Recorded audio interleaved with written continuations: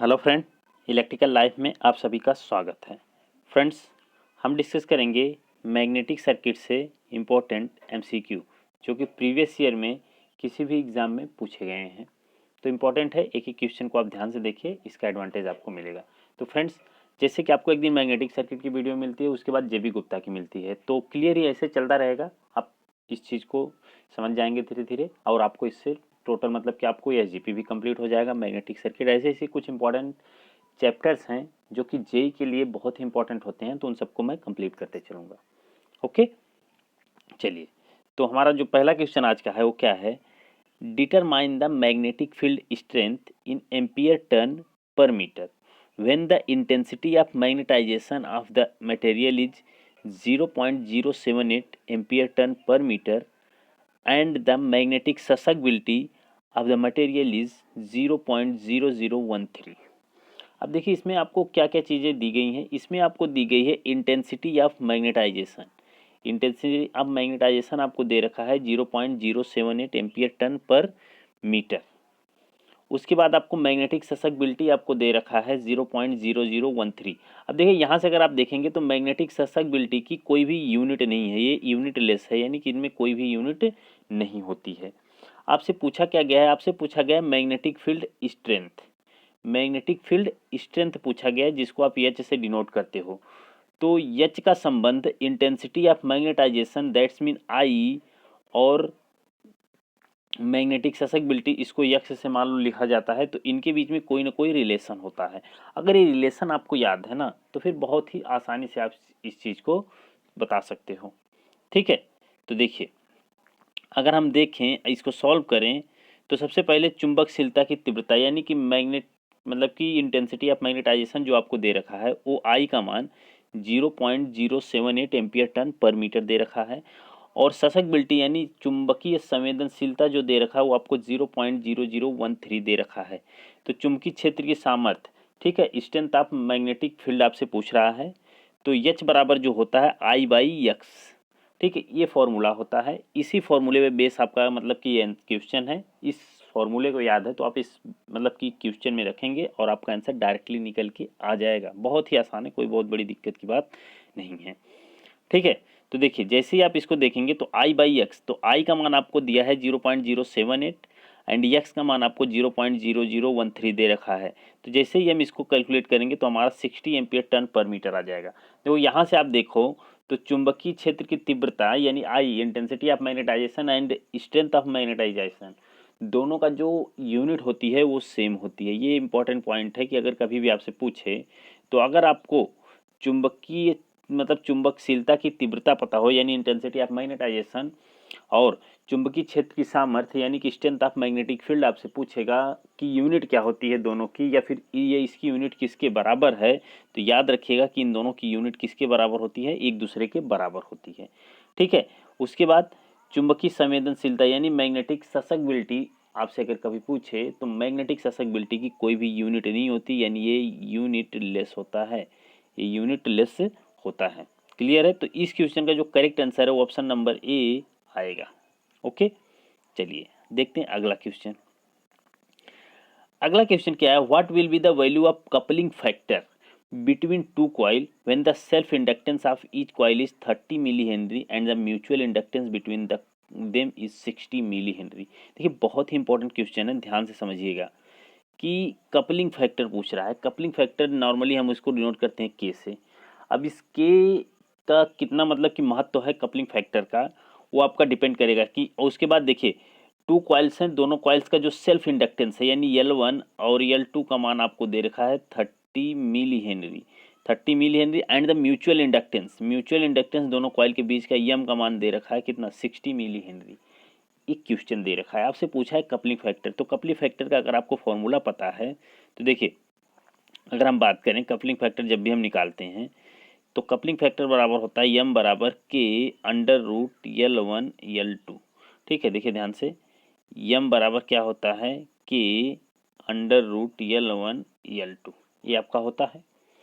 ठीक है, और इस चीज़ को आपको पूछा है। देखिए कपलिंग फैक्टर बेसिकली दो कॉइल्स, जैसे कि अगर ये दो कॉइल्स हैं, इन दोनों कॉइल्स के बीच में कितना ज़्यादा मतलब कि मतलब कपल हो रहे हैं, ठीक है, इनके बीच का जो भी मतलब फ्लक्स वगैरह है उससे कितना तेज कपल हो रहे हैं, कपलिंग फैक्टर इसी चीज़ को डिनोट करता है। कपलिंग फैक्टर अगर यूनिटी है, कपलिंग फैक्टर अगर यूनिटी है तो याद रखिएगा कि इनके बीच का जो संबंध होगा वो बहुत ही स्ट्रांग होगा। तो इसलिए कपलिंग फैक्टर अगर आइडियल कंडीशन में पूछा जाएगा तो हम 1 रखते हैं, ठीक है, 1। तो इसका फॉर्मूला ये होता है कपलिंग फैक्टर के लिए कि म्यूचुअल इंडक्टेंस और सेल्फ इंडक्टेंस दिया हो। जैसे L1 और L2 क्या है, ये सेल्फ इंडक्टेंस है कॉइल के, जबकि M क्या है, उन कॉइल्स के बीच का म्यूचुअल इंडक्टेंस है।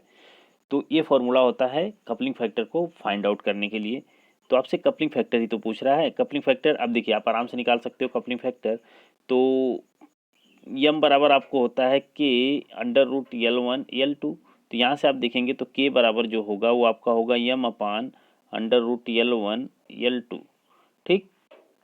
तो यम का मान आपको कितना दिया है, यम का मान आपको दिया है, देखिए म्यूचुअल इंडक्टेंस जो दिया है दोनों कॉइल्स के बीच का वो 60 दिया है, और अंडर रूट L1 और L2 यानी L1 और L2 का मान कितना दिया है, 30 दिया है। तो अंडर रूट जो होगा ये 30 गुणे 30 होगा, 30 गुणे 30 मतलब अंडर रूट में फिर बाहर कितना आएगा, सिर्फ 30 ही आएगा ना, तो हम 30 कर देंगे। तो ये 0 से 0 कैंसिल होगा, 2, यानी कि कपलिंग फैक्टर के का मान जो आ जाएगा वो आएगा 2, ठीक है। और इसकी कोई यूनिट होगी नहीं, कपलिंग फैक्टर की कोई भी यूनिट नहीं होगी, ये पॉइंट आपको याद रखना है, ठीक है। चलिए, तो देखिए आपको दिख रहा होगा यहाँ से कि आपको L1 का मान इतना दिया है, L2 का मान देखो, इसमें आपका पहले मिली हेनरी को हेनरी में कन्वर्ट किया है। तो ये सब चीज़ें करने की ज़रूरत नहीं है, आप डायरेक्टली चाहो तो आंसर आप ला सकते हो, कोई बहुत बड़ी दिक्कत की बात नहीं है, ठीक है। तो के का मान आपको निकल के आ जाएगा कितना, 2 आ जाएगा। बहुत ही आसान क्वेश्चन था, फॉर्मूले बेस्ड है। अगर फॉर्मूला याद है तो फिर आसानी से इन क्वेश्चनों को आप सॉल्व कर लोगे, ठीक है। चलिए अब हम देखते हैं अपना अगला क्वेश्चन, देखिए ध्यान से। देखिए अगला क्वेश्चन हमारा है कि what will be the value of magnetic field in millitesla at the centre of a 7 metre long coil when the coil has 230 turns and carrying a current of 3 ampere. यानी कि 7 metre लंबे कुंडली केंद्र में चुंबकीय क्षेत्र का मान, यानी मिली टेस्ला में बताना है आपको। किस में बताना है, मिली टेस्ला में, ठीक है, मिली टेस्ला में बताना है क्या होगा जब कुंडली में 230 टन है और 3 एम्पियर की विद्युत धारा यहाँ से प्रवाहित हो रही है। क्वेश्चन में आपको क्या क्या दिया है, क्वेश्चन में आपको 7 मीटर लंबे कुंडली के केंद्र में 7 में, यानी यल का मान आपको दिया है 7 मीटर, ठीक। उसके बाद यन का मान आपको दिया है 230 टन, यन का मान 230 टन दिया है, टन लिखना, ठीक है, टन। उसके बाद आई का मान आपको दिया है, आई का मान आपको दिया है 3 एम्पियर। इतनी चीज़ें आपको डिनोट की गई हैं। अगर इतनी चीज़ें आपको पता हैं तो आपको निकालना क्या है, आपको निकालना है मैग्नेटिक फील्ड। मैग्नेटिक फील्ड कितनी होगी, तो मैग्नेटिक फील्ड का फॉर्मूला पता होना चाहिए। तो देखिए सबसे पहले मैग्नेटिक फील्ड जो होती है वो हमारी होती है बी, ठीक है, लेकिन बी हमको पता नहीं है। आप बी डायरेक्टली कोई भी फॉर्मूला बी का यल और ये मतलब यल और आई इन सबसे कोई भी डायरेक्टली फॉर्मूला संबंधित नहीं होता है। तो बी का जो डायरेक्टली फॉर्मूला संबंधित होता है वो बी बराबर होता है म्यू इंटू एच। तो सबसे पहले इसके लिए आपको जरूरी है कि बी अगर आपको पता है, देखो मैग्नेटिक फील्ड की जब भी बात की जाएगी तो फ्लक्स डेंसिटी की बात की जाएगी, ये पॉइंट याद रखिएगा कि मैग्नेटिक फील्ड की जब भी बात की जाए इसकी यूनिट भी क्या होती है, टेस्ला ही होती है, ठीक है। तो जब भी मैग्नेटिक फील्ड की बात की जाएगी तो इसका मतलब फ्लक्स डेंसिटी की बात की जाएगी, आपको फ्लक्स डेंसिटी बताना है। तो फ्लक्स डेंसिटी बताने के लिए आपको सबसे पहले स्ट्रेंथ पता होनी चाहिए कि क्या है, मैग्नेटिक फील्ड स्ट्रेंथ आपको बतानी है। अगर मैग्नेटिक फील्ड स्ट्रेंथ आप बता देते हो तो फिर आप बहुत आसानी से फ्लक्स डेंसिटी यानी कि मैग्नेटिक फील्ड भी बता सकते हो टेस्ला में। तो सर देखिए इसमें क्या है, एन का मान आपको 230 दिया है, आई का मान आपको 3 एम्पियर दिया है, यल का मान 7 मीटर दिया है। तो सबसे पहले इसने क्या कैलकुलेट किया है, एच का मान। तो एच के लिए एन आई अपान यल, तो एन आई अपान यल से अगर आप देखेंगे तो एच का मान आप निकालेंगे, एन का मान 230 गुणे आई का मान 3/7। तो जैसे ही इसको कैलकुलेट करेंगे तो हम देखते हैं अभी, ठीक है। तो एच का मान इतना निकल गया, तो बी बराबर जो होता है वो होता है म्यू इंटू एच, ठीक है। तो म्यू बराबर जो होता है म्यू नॉट म्यू आर होता है, ठीक है। जो परमिबिलिटी होती है, परमिबिलिटी बराबर होता है mu naught mu r. Mu naught जो है वो आपकी एब्सोल्यूट परमिबिलिटी है, जबकि म्यू आर आपकी क्या है, म्यू आर आपकी है रिलेटिव परमिबिलिटी। तो इसका वैल्यू आप जान जाओ कि फिक्स रहता है कि म्यू नॉट जो रहता है, म्यू नॉट की वैल्यू हमेशा 4 पाई इंटू 10⁻⁻⁷, चाहे कोई भी मटेरियल आप यूज करो, हमेशा हम यही रखते हैं, ठीक है। हमेशा हम क्या रखते हैं, यही रखते हैं और कोई भी मतलब नहीं रखते हैं। ये पॉइंट आपको याद रखना है कि इसमें कोई भी दिक्कत नहीं होनी चाहिए कि ये नहीं ये रख देते हैं, ऐसा कुछ नहीं है, ठीक है। तो आप जैसे ही म्यू नॉट की मान और उसके बाद जो म्यू आर है, म्यू आर बेसिकली डिपेंड करेगा कि कैसा मटेरियल है, कैसा कंडीशन है, उस पर निर्भर करता है। तो अगर कुछ नहीं दिया है तो इसकी वैल्यू आप 1 रखोगे। आप नॉर्मली क्या निर्वात मान के चलोगे, वैक्यूम मान के चलोगे कि इसकी वैल्यू क्या होती है, वैक्यूम के लिए 1 होती है, ठीक है। और म्यू नॉट की वैल्यू हमेशा 4 पाई इंटू 10⁻⁷ होती है, ये तो आपको याद ही रखना है, ठीक है। अब देखिए जैसे ही बी बराबर म्यू इंटू एच हम रखेंगे तो mu naught mu are into H, क्योंकि म्यू बराबर होता है, तो बी बराबर म्यू नॉट का मान 4 पाई इंटू 10⁻⁷ गुड़े 230 गुड़े 3/7 ये हो जाएगा। जैसे ये देखिए पाइप अलग से दे रखा है, ये मुझे नहीं लगता कि करेक्ट है। तो फिर इतनी चीज़ें आपको पता है, ठीक है। इतनी चीज़ें अगर आपको पता है तो इतना जैसे ही आप कैलकुलेट करोगे तो आपका निकल के आएगा 3.14, 3.14। अब देखिए, ठीक है, सॉरी, तो यहाँ पे ये जो पाई बराबर दिया है ये 3.14 दिया है। ये पॉइंट याद रखिएगा कि ये जो है ये अलग है, ठीक है। ये पाई बराबर 3.14 दिया गया है आपको। तो पाई का मान हम 3.14 रखेंगे और इनका हम कैलकुलेशन करेंगे तो हमारा जो निकल के आएगा वो निकल के आएगा 1238 गुणे 10⁻⁷ टेस्ला, 10⁻⁷ टेस्ला। लेकिन आपसे पूछा किसमें है, मिली टेस्ला में पूछा है। मिली टेस्ला का मतलब क्या होता है कि 10⁻³ आपका बचा रहना चाहिए। तो देखिए हम क्या करेंगे, 10⁻⁴ गुणे 10⁻³ करेंगे तो 10⁻⁴ का मतलब कितना होता है, 1/10⁴ इतना कर सकते हैं। तो इतना करेंगे हम तो 1238 बटे 10⁻⁴, इसको जैसे ही 1238 बटे 10⁻⁴ करेंगे तो इनका जैसे ही डिवाइड करेंगे तो हमें 0.124 मिल जाएगा गुणे 10⁻³ टेस्ला। तो इसका मतलब है कि हमारा जो करेक्ट आंसर होगा वो होगा 0.124 मिली टेस्ला, क्योंकि 10⁻³ का मतलब क्या होता है, मिली टेस्ला, ठीक है। तो करेक्ट है। तो इस क्वेश्चन का जो करेक्ट आंसर है वो ऑप्शन नंबर डी आपका करेक्ट आंसर हो जाएगा। चलिए अगला क्वेश्चन देखते हैं। देखिए, in a heating the ferromagnetic material by induction heating heat is produced owing to. अब आपको बताना है कि प्रेरण उष्मा द्वारा लौह चुंबकीय पदार्थों को गर्म करते समय उष्मा का उत्पादन किसके कारण होता है। Flow of induced current through the charge, hysteresis loss occurring below Curie's temperature, hysteresis loss as well as eddy current loss मतलब occurring in the charge, any of factor given in the option. अब ये question आपसे पूछा है कि प्रेरण उष्मा द्वारा लौह चुंबकीय पदार्थों को गर्म करते समय उष्मा का उत्पादन किसके द्वारा होता है। अब देखिए प्रेरण उष्मा द्वारा, अगर हम इंडक्शन प्रोसेस द्वारा क्या कर रहे हैं, फेरोमैग्नेटिक मटेरियल को क्या कर रहे हैं, गर्म कर रहे हैं, हीट कर रहे हैं, तो जो उष्मा का जनरेशन होगा बेसिकली आपका, आप समझ सकते हो कि कोर लॉस के कारण होगा। किसके कारण होगा, कोर लॉस के कारण, ठीक है। लौह चुंबकीय हानियों के कारण होगा। और लौह चुंबकीय हानियों में आपको पता है कि हिस्टेरिसिस प्लस ईडी करंट दोनों आती हैं, हिस्टेरिसिस एंड ईडी करंट दोनों लॉसेस आती हैं। तो इसलिए इसका करेक्ट आंसर जो होगा ऑप्शन नंबर सी, यानी hysteresis loss as well as eddy current loss occurring in the charge. तो चार्ज में आपका क्या होगा, हिस्टेरिसिस लॉस होगी और ईडी करंट लॉस दोनों होगी, जिसके कारण से आपका हीट डेवलप होगा मैग्नेटिक फील्ड में, यानी कि, ठीक है, फेरोमैग्नेटिक मटेरियल में। तो क्लियर है, बहुत आसान क्वेश्चन है। तो देखिए प्रेरण उष्मा द्वारा लौह चुंबकीय पदार्थों को गर्म करते समय उष्मा का उत्पादन पदार्थ में शैथिल्य ह्रास के साथ साथ भंवर धारा हानि के कारण होता है, यानी कि hysteresis loss and ED current loss के कारण होता है। यह उष्मन विधि चालकी, चुंबकीय अथवा अन्य चुंबकीय तीनों पदार्थों के लिए प्रयोग किया जाता है।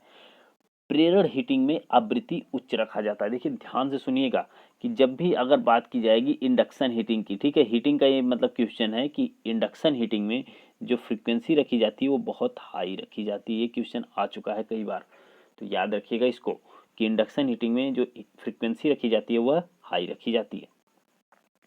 चलिए अगला क्वेश्चन देखिए, विच of the following is the correct expression of magnetic reluctance. तो मैग्नेटिक रिलक्टेंस के लिए कौन सा करेक्ट एक्सप्रेशन है।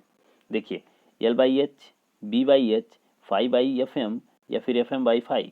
अब देखिए इसमें आपको समझना है कि रिलक्टेंस बेसिकली है क्या। रिलक्टेंस बराबर जो होता है वो होता है M/F/φ।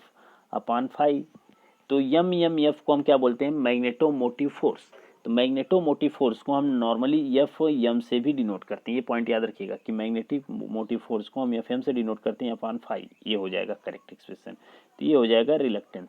रिलक्टेंस की यूनिट एम्पियर टन पर वेबर होती है, ये पॉइंट आपको याद रखना है, ठीक है। यस बराबर Fm/φ। तो ऑप्शन नंबर डी में आपको दिया है, तो करेक्ट आंसर क्या होगा, Fm/φ। क्लियर है? देखिए, तो चुंबकीय प्रतिष्ठंभ का सही व्यंजक क्या है? Fm/φ होता है। तो आसान है, कोई दिक्कत नहीं है, इसको हम कर लेंगे। चलिए अब हम देखते हैं अगला क्वेश्चन हमारा क्या है। देखिए यहाँ से अगर हम देखें तो जहाँ Fm का मान n i होता है, मैंने बताया ना कि F जो होता है ये किसके बराबर होता है? वो होता है n × I के बराबर होता है, और इसे चुंबकीय वाहक बल कहते हैं, यानी कि मैग्नेटोमोटिव फोर्स कहते हैं। तो यस बराबर हमारा क्या होता है? F/φ या फिर Fm/φ। तो यहाँ से आप देख रहे हो कि यस जो है वो रिलेक्टेंस है, फाई जो है मैग्नेटिक फ्लक्स है। अब देखिए प्रतिष्ठंभ यानी कि रिलेक्टेंस की यूनिट जो होती है प्रति हेनरी, यानी कि 1/हेनरी भी होती है। ये बहुत इंपॉर्टेंट है, याद रखिएगा, कभी कभी पूछा जाता है। ठीक है, और उसके बाद प्रतिष्ठंभ चुंबकीय मैग्नेटिक परिपथ के प्रतिरोध के समानुपाती है। तो यानी रिलक्टेंस जो होता है इलेक्ट्रिकल सर्किट के किसके बराबर होता है? प्रतिरोध यानी रेजिस्टेंस के बराबर होता है। ये तो हम पहले भी डिस्कशन कर चुके हैं। चलिए अगला क्वेश्चन देखते हैं। अगला कि magnetic flux through any close surface is, किसी भी बंद सतह के माध्यम से चुंबकीय प्रवाह होता है। 1, अनंत, 0, निगेटिव। क्या होता है? तो magnetic flux through any close surface, किसी क्लोज सरफेस से आपका जो मैग्नेटिक फ्लक्स होता है वो क्या होता है? 0 होता है। ये तो आपने इंटर में भी देखा होगा, जब भी आप इंटरमीडिएट कर रहे होंगे तो उसी टाइम आपको ऐसे क्वेश्चन आपको मिले होंगे। ठीक है, तो कितना हो जाएगा? 21 नंबर जो क्वेश्चन उसका आंसर 0। चलिए देखिए, गॉस नियम के अनुसार फाई बी बराबर integral V dot d S equal to 0। यस बंद सतह है तो बी चुंबकीय फ्लक्स है ना, तो फाई बी चुंबकीय फ्लक्स है। ठीक है, तो जब भी हम गॉस के नियम के अनुसार तो किसी बंद परिपथ में, किसी बंद सतह में समस्त चार्ज का योगफल क्या होता है? 0। उसी तरह से किसी भी बंद सतह में जो भी फ्लक्स होगा उस फ्लक्स का जो मैग्नीट्यूड होगा वो क्या होगा? वो 0 होगा। वो क्या होगा? 0 होगा। चलिए अगला क्वेश्चन देखते हैं। अगला क्वेश्चन है कि determine the magnitude of induced EMF in volt in a coil if the current change from 2 ampere to -2 ampere and +2 ampere से -2 ampere in 0.5 second and the coefficient of mutual inductance is 0.5। अब आपसे पूछ रहा है determine the magnitude of induced EMF पूछ रहा है in volt in a coil, यानी वोल्ट में आपको बताना है कॉइल में जो भी इंड्यूस्ड ईएमएफ हो रहा है, जिससे करंट का जो चेंजेस है वो +2 एम्पियर से कितना हो रहा है? +2 एम्पियर से -2 एम्पियर हो रहा है, +2 एम्पियर से -2 एम्पियर हो रहा है इन 0.5 seconds and the coefficient of mutual inductance is 0.5। ठीक है, देखिए तो अगर आप ध्यान से देखिए तो आपको दिया है यस, यानी टाइम का मान 0.5 सेकेंड दिया है, जबकि यम का मान यानी कि म्यूचुअल इंडक्टेंस आपको 0.5 हेनरी दिया है, और di/dt ये जब हम निकालेंगे कि हमको पता है कि प्रेरित वोल्टेज का मान जो होता है E बराबर वो होता है यम di/dt। ये तो इंपॉर्टेंट फार्मूला है, ये तो आपको पता ही होगा कि म्यूचुअल कपलिंग के फॉर्मूले में जब भी इंड्यूस्ड ईएमएफ निकालते हैं तो म्यूचुअल इंडक्टेंस इंटू di/dt होता है। तो यम का मान आपको दे रखा है 0.5, तो यम का मान अगर 0.5 दे रखा है तो इसको रखेंगे 0.5 गुणे di/dt, यानी कि करंट का डिफरेंस कितना है? 2 एम्पियर से -2 एम्पियर में चेंज हो रहा है, तो टोटल करंट का डिफरेंस कितना हुआ? आप समझो ना, करंट का डिफरेंस, di मतलब क्या? Difference in current. तो +2 एम्पियर से -2 एम्पियर जा रहा है, तो दोनों के बीच में कितना डिफरेंस हुआ? आप कहोगे सर 4 एम्पियर का डिफरेंस हुआ। ठीक है, आप आसानी से कह सकते हो कि सर कितने एम्पियर का डिफरेंस हुआ? 4 एम्पियर, क्योंकि +2 एम्पियर फिर +2 +1 0 -1 -2, तो टोटल डिफरेंस कितना हुआ? 4 एम्पियर का। या फिर अगर ऐसे नहीं कर सकते तो आप डी बराबर जो होगा तो हम करते हैं d2 - d1। ठीक है, ऐसे करते हैं d2 - d1, मतलब कि di2 - di1। ठीक है, तो di2 आपको -2 दिया है। ठीक है, फिर -2, तो टोटल कितना हो जाएगा? -4। ठीक है, अगर d1 - d2 करेंगे तो आपको +4 एम्पियर मिलेगा, तो करंट आपको कितना मिलेगी? +4 एम्पियर, यानी करंट आपको 4 एम्पियर ही मिलेगी। डिफरेंस कितना होगा? 4 एम्पियर का। अगर डिफरेंस 4 एम्पियर का हुआ तो देखिए E बराबर यम का मान आपको कितना दिया है? 0.5 गुणे डिफरेंस 4/0.5, ये कैंसिल हो जाएगा, आपको कितना मिलेगा? 4 वोल्ट मिल जाएगा, 4 वोल्ट। ठीक है, तो बहुत ही आसान क्वेश्चन है। ऑप्शन नंबर इसका जो भी मतलब देख लेते हैं कौन सा करेक्ट होगा, तो ऑप्शन नंबर बी इसमें करेक्ट आंसर हो जाएगा। ठीक है, चलिए अगला देख लेते हैं। अगला क्वेश्चन है कि what will be the magnitude of the induced EMF in volt in a coil area of 100 square centimetre with 200 turns if the coil is remove from a magnetic field of 10 tesla acting at right angle to the coil in 1 second. ये question क्या कह रहा है कि एक कुंडली है जिसके 200 वर्त वाले कुंडली का क्षेत्र जो है 100 वर्ग सेंटीमीटर है, में प्रेरित ईएमएफ का परिमाण आपको बताना है, वोल्ट में बताना है, जब यह कुंडली एक 10 टेस्ला के समकोण क्षेत्र से 1 सेकंड में निकाली जाती है। ठीक है, तो आपको इसमें देखिए क्या क्या पूछा है, ध्यान से समझिएगा कि आपसे पूछा सिर्फ ई है। ठीक है, सिर्फ और सिर्फ क्या पूछा है, ई पूछा है और आपको बताना है ई। तो यहाँ से आपको क्लियर है कि अगर आपको फाई का पता चल जाए तो ई बराबर माइनस एन का मान आपको पता है d phi by d t, ये सब चीज़ें आपको पता है, सिर्फ आपको पता नहीं है तो फाई नहीं पता है। तो फाई पता करने के लिए हमें पता है कि मैग्नेटिक फ्लक्स डेंसिटी बराबर क्या होता है फाई अपान ए। तो और फाई बराबर यहाँ से निकालेंगे तो बी इंटू ए हो जाएगा, बी इंटू ए। ठीक है, बी इंटू ए। तो फाई अगर आपका निकल जाए तो सब चीज़ें निकल जाएंगी। ठीक है, क्वेश्चन में अगर आप देखेंगे तो आपको एरिया दे रखा है। ठीक है, एरिया दे रखा है बी बराबर फाई बाई ए, तो फ्लक्स डेंसिटी आपको 10T दे रखा है, यानी मैग्नेटिक फील्ड आपको, मैंने आपको बताया ना मैग्नेटिक फील्ड या फिर फ्लक्स डेंसिटी बोले तो एक ही बात है। तो 10T आपको ये दे रखा है और एरिया आपको 100 स्क्वायर मीटर दे रखा है, सेंटीमीटर दे रखा है। ठीक है, तो जैसे ही आप इसको देखो कैलकुलेट करेंगे कि बी बराबर फाई गुड़े ए। ठीक है, तो फाई बी का मान आपको दिया 10 गुड़े 100, कितना दिया एरिया का मान, ए बराबर कितना दिया 100 ना, सेंटीमीटर है। अगर इसको हम मीटर में कन्वर्ट करेंगे तभी देखो वेबर लिखेंगे, ये पॉइंट याद रखिएगा कि बी इंटू ए, फ्लक्स का मान वेबर होता है। तो देखिए ए को हम जब जैसे ही कन्वर्ट करेंगे किस में, ए को हम कन्वर्ट करेंगे मीटर में, तो 1 सेंटीमीटर बराबर कितना होता है 1/100 मीटर, 1/100 मीटर। तो 1 सेंटीमीटर स्क्वायर, क्योंकि स्क्वायर में दिया है तो ये कितना हो जाएगा 100 गुणे 100 यानी 10,000 हो जाएगा। तो हमने क्या किया डायरेक्टली देखो 5 बराबर बी गुणे यानी 10 गुणे 100/10,000। 10,000 कहाँ से आया, क्योंकि सेंटीमीटर था उसको हमने मीटर में बदला और स्क्वायर था तो 100 का भी स्क्वायर किया तो दोगुना हो गया वो, तो 10,000 हो गया ये। तो जैसे ही कैलकुलेट करेंगे तो हमारा कितना आएगा 0.1 वेबर आएगा, 0.1 वेबर आएगा। तो ये आपका आ गया फ्लक्स का मान। अब आपको निकालना ई बराबर जो होता है एन डी फाई अपान डी टी। तो एन का मान आपको कितना दे रखा है 200, 0.1 डी फाई का मान कितना आया, फ्लक्स में डिफरेंस कितना है 0.1 का, तो 0.1 अपान डी टी, समय कितना दिया 1 दिया है, तो बस कैलकुलेट कर लेंगे हम। ठीक है, क्योंकि 1 सेकेंड देखो समय आपको 1 सेकेंड दे रखा है, तो जैसे ही कैलकुलेट करेंगे ना तो आप देखोगे कि आपका आंसर निकल के आएगा 20 वोल्ट। ई का मान कितना निकल के आएगा 20 वोल्ट आ जाएगा। तो करेक्ट आंसर जो होगा ऑप्शन नंबर डी हो जाएगा। करेक्ट है, आई थिंक बढ़िया क्वेश्चन था ये। चलिए अगला देख लेते हैं।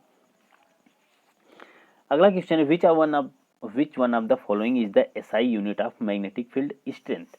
मैग्नेटिक फील्ड स्ट्रेंथ की एसआई यूनिट आपको बतानी है। वेबर होती है, टेस्ला होती है, एम्पियर मीटर होती है, एम्पियर पर मीटर होती है, क्या होती है।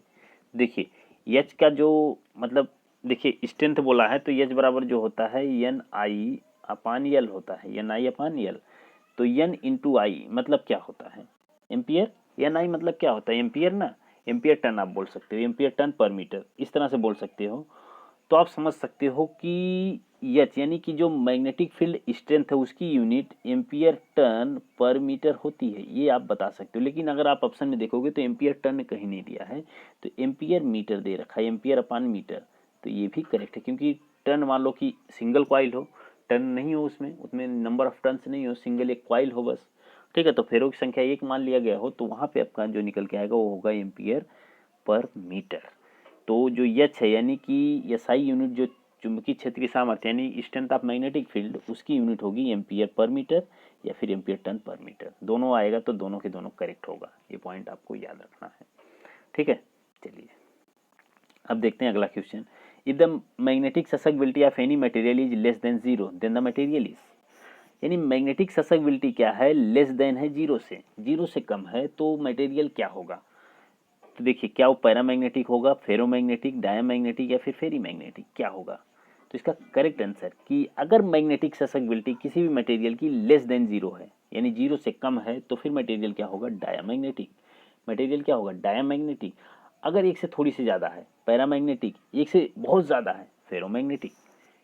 समझ में आ रहा है ना कि मैंने क्या बोला कि किसी भी मटेरियल की ससेप्टिबिलिटी लेस देन 0 है, बहुत कम है मतलब लेस देन 0 है बस, तो उसका मतलब मटेरियल कौन सा है, डायमैग्नेटिक यानी प्रतिचुंबकीय। अगर थोड़ी सी ज़्यादा है, थोड़ी सी, तो क्या है, पैरामैग्नेटिक। बहुत ज़्यादा है तो फेरोमैग्नेटिक।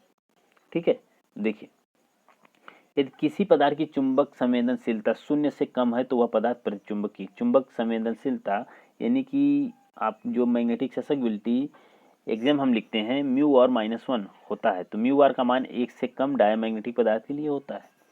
ठीक है, म्यू आर का जो मतलब कि मान है 1 से कम सिर्फ किसके लिए होता है, डायमैग्नेटिक मटेरियल के लिए होता है, बाकी सबके लिए 1 से क्या होता है, ज़्यादा होता है। ठीक है, तो क्लियर रहना चाहिए ये पॉइंट। चलिए अब देखते हैं अगला क्वेश्चन। अगला क्वेश्चन हमारा है कि determine the magnitude of EMF in volt induced between the axis of rotation and the rim of the disk when the disk of radius is 10 cm rotated with an angular velocity of 6 revolution per second and placed in a magnetic field of 3 Tesla acting parallel to the rotation of the disk। देखिए question क्या है कि घूर्णन के अक्ष और disc के Tesla rim के बीच प्रेरित ईएमएफ के परिमाण को वोल्ट में निर्धारित करें जब 10 सेंटीमीटर त्रिज्या वाली डिस्क 60 परिक्रमण प्रति सेकंड के कोणीय वेग के साथ घूमती है और 3 टेस्ला के समांतर चुंबकीय क्षेत्र में रखी जाती है। देखिए ध्यान से, अब देखिए हम कैसे सॉल्व करते हैं। ठीक है, देखिए आपको कोणीय वेग जो दे रखा है वो 60 चक्कर पर सेकंड दे रखा है और त्रिज्या आपको 10 सेंटीमीटर दे रखी थी और बी का मान आपको 10 टेस्ला दे रखा है। ठीक है, तो सिर्फ इतनी ही चीजें आपको दे रखा है। तो जैसे ही हम निकालेंगे, देखिए डिस्क के लिए बंद चुंबकीय क्षेत्र क्या होता है, तो फाई बराबर जो होगा, देखिए फाई बराबर बी इंटू ए होगा, बी इंटू ए। एरिया कितना होगा, एरिया आपका पाई आर स्क्वायर होता है। ठीक है, किसी भी मतलब एक डिस्क का जो मतलब परिधि होती है, परिधि मतलब उसका पूरा क्षेत्रफल। अगर किसी भी कोई भी डिस्क इस तरह से बनी हुई है तो उस डिस्क की परिधि क्या होती है, पाई आर स्क्वायर। तो यहाँ से आप फाई का मान निकालोगे ना बंधु, तो फाई का मान आपका 0.0942 वेबर निकल के आएगा। ये हम फाई का मान निकाले हैं। ठीक है, ईएमएफ हमको नहीं पता, ईएमएफ कैसे हम निकालेंगे, तो ईएमएफ जो होता है हमारा फाई इंटू कोणीय वेग। ठीक है, क्या होगा, कोणीय वेग होगा हमारा।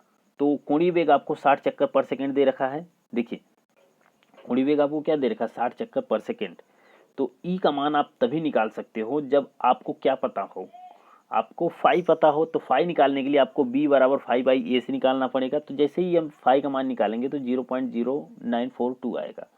तो ई बराबर जो होगा, ई बराबर फाई गुणे कोणीय वेग। कोणीय वेग का मतलब 60 दिया है, तो जैसे ही मल्टीप्लाई करेंगे तो 5.65 वोल्ट आपका आंसर निकल के आ जाएगा। तो ये क्वेश्चन बहुत ही बढ़िया है, बस थोड़ा सा आसान है, आपको थोड़ा सा समझना है बस। ठीक है, त्रिज्या आपको कितना दिया है उससे आपको कोई बहुत बड़ा वो नहीं है। अगर 10 सेंटीमीटर रख रहे हो ठीक है, नहीं तो मीटर में कन्वर्ट कर लो, तो मीटर में कन्वर्ट करेंगे तो 10/100 कर देंगे अपन 0 पॉइंट मतलब ये यार निकल के आ जाए कितना, 0.1 मीटर। ये निकल के आएगा। तो 3 गुणे पाई आर स्क्वायर, तो 3 गुणे पाई पाई मतलब 3.14 गुणे आर स्क्वायर मतलब 0.1 वेबर निकल के आया ना, तो 0.1 तो जैसे ही मल्टीप्लाई करेंगे तो ये आपका निकल के आएगा 0.0942। क्लियर है, तो सारी चीज़ें आपको क्लियर रहनी चाहिए। तो इस क्वेश्चन का करेक्ट आंसर जो होगा आपका ऑप्शन नंबर डी होगा। चलिए अगला देख लेते हैं। अगला क्वेश्चन है कि what will be the value of current in ampere in A 5 centimetre long air core solenoid if the value of magnetic field at the center of solenoid is 5 millitesla and the solenoid has 300 tons। देखिए क्या कह रहा है, एक 50 centimetre लंबे Y core solenoid में विद्युत धारा का मूल्य एम्पियर में क्या होगा यदि सोलेनॉइड के केंद्र में चुंबकीय क्षेत्र का मूल्य 5 मिली टेस्ला है और सोलेनॉइड में 300 मोड़ यानी 300 टन है, तो क्या होगा। अब देखिए बी का मान आपको दे रखा है कितना, 5 मिली टेस्ला और एन आपको दे रखा है 300 टन। यल का मान 50 सेंटीमीटर, तो इसको मीटर में कन्वर्ट करेंगे तो 0.5 मीटर हो जाएगा। तो एक चीज़ मेरे को बताओ कि हमें पता है एच बराबर होता है एन आई अपान यल, ये तो मैंने आपको अभी बताया था कुछ देर पहले ही क्वेश्चन में। लेकिन आपको बताना है करंट का मान। तो बंधु आपको पहली बात तो मतलब कि कंफर्म रहना चाहिए क्या क्या चीज़ें पता है। देखो इसमें इसलिए हमेशा वो चीज़ें लिख दी गई हैं। तो सबसे पहले बी आपको कितना दिया ये लिखा है, टन्स कितना दिया ये लिखा है, लंब मतलब कि लंबाई कितना दे रखा है ये लिखा हुआ है। तो आपको पता है कि एन आई अपान यल ये होता है एच बराबर, ठीक है ये होता है एच बराबर। लेकिन इसमें आपको आई का मान ही पूछ दिया है, आई का मान पूछ दिया है। तो एच बराबर आपको पता है कि बी बराबर होता है mu naught mu are into H.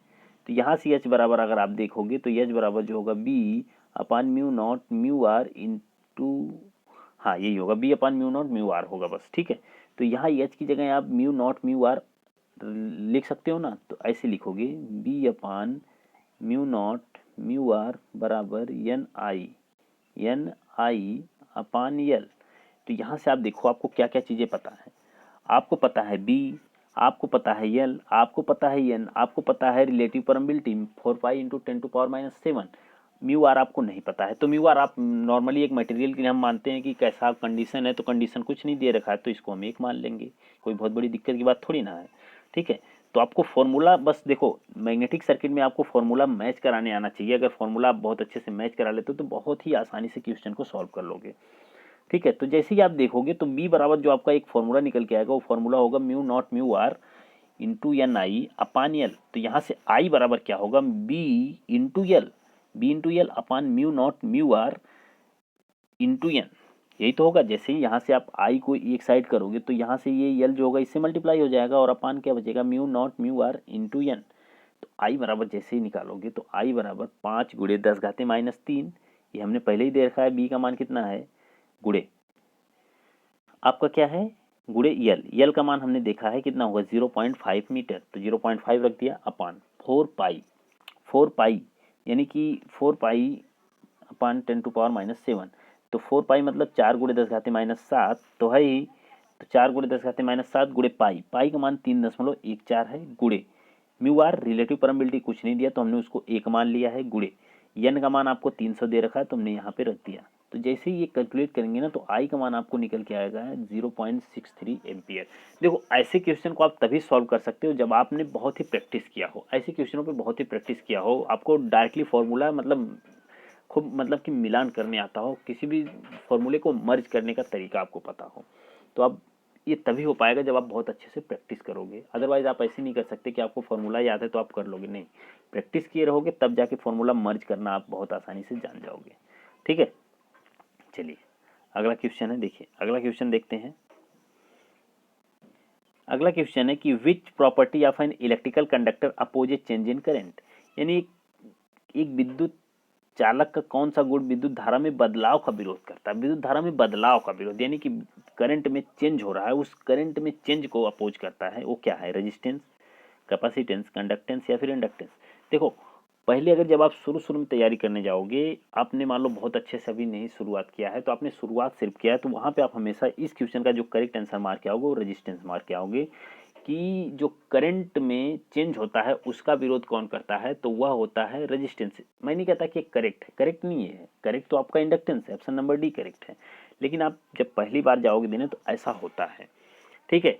लेकिन आपको समझना है डिफरेंस कि करंट जो होता है वह बेसिकली रेजिस्टेंस जो होता है वह बेसिकली करता क्या है कि करंट को मतलब कि रेजिस्टेंस के कारण करंट का मतलब बढ़ने का अपोज होता है, ना कि उसके चेंज होने का अपोज होता है, ठीक है। लेकिन जो इंडक्टेंस है यह करंट में परिवर्तन का विरोध करता है, यानी चेंज इन मतलब कि change in current inductor is opposes, यानी कि अपोज करता है मतलब इंडक्टर जब करंट में चेंजेस होता है, और वोल्टेज में अगर चेंजेस होता है तो कैपेसिटर उसका अपोज करता है। ये पॉइंट आपको याद रखना है कि कैपेसिटर वोल्टेज में अपोज को चेंज कर मतलब कि अपोज करता है जब चेंज होता है वोल्टेज, और करंट को चेंज होने का जो अपोज करता है वो होता है इंडक्टेंस, ठीक है।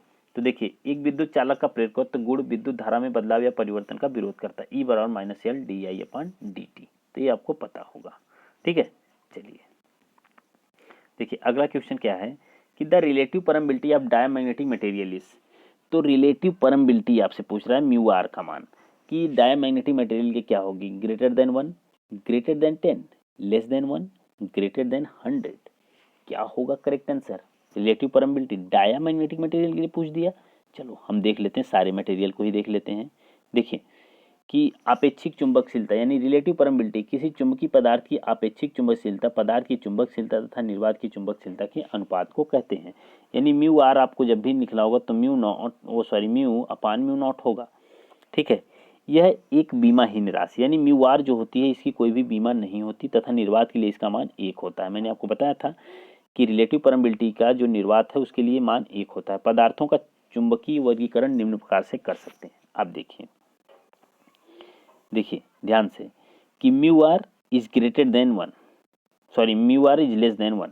अगर म्यू आर लेस देन 1 से 1 से क्या है, छोटी है तो प्रतिचुंबकीय, ठीक है। Mu are is greater than 1 तो अनचुंबकीय, mu are is greater than तो फिर क्या होगा 1 से तो लवचुंबकीय। यानी आपको उपरोक्त विवरण से स्पष्ट है कि प्रतिचुंबकीय पदार्थ का अपेक्षिक चुंबकशीलता 1 से कम होती है।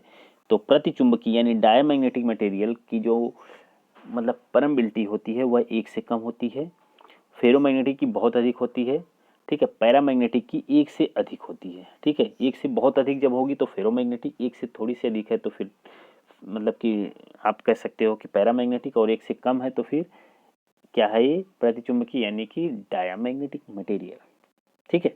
तो क्लियर है, ये पॉइंट आप स्क्रीनशॉट ले सकते हो, आपको याद रहेगा हमेशा। ओके, चलिए अगला देख लेते हैं। Which of the following is the correct formula for permeance. Permeance के लिए करेक्ट फॉर्मूला क्या होगा, I by H, B by H, phi upon F M upon L.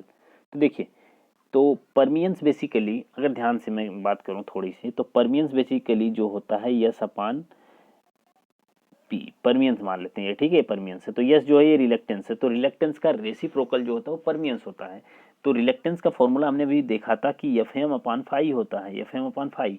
तो पी का फॉर्मूला उल्टा हो जाएगा, फाई अपान एफ एम, ठीक है। Phi upon F into M, F M यानी कि मैग्नेटोमोटिव फोर्स, ठीक है। एफ एम का मतलब क्या है, मैग्नेटोमोटिव फोर्स। तो ये यस का मान अगर एफ एम अपान फाई है तो पी यानी परमियंस का फाई अपान एफ एम।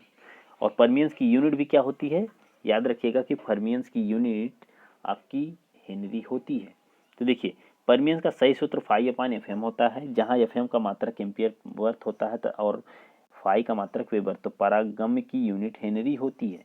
तो मैंने आपको बताया ना कि जो परमियंस है उसकी यूनिट क्या होती है, हेनरी। और परागम्य यानी परमियंस प्रति स्टम्भ यानी कि रिलेक्टेंस का व्युत्क्रम होता है, यानी रेसिप्रोकल होता है। आइडियल केस के लिए परमियंस का मान अनंत होता है, ठीक है।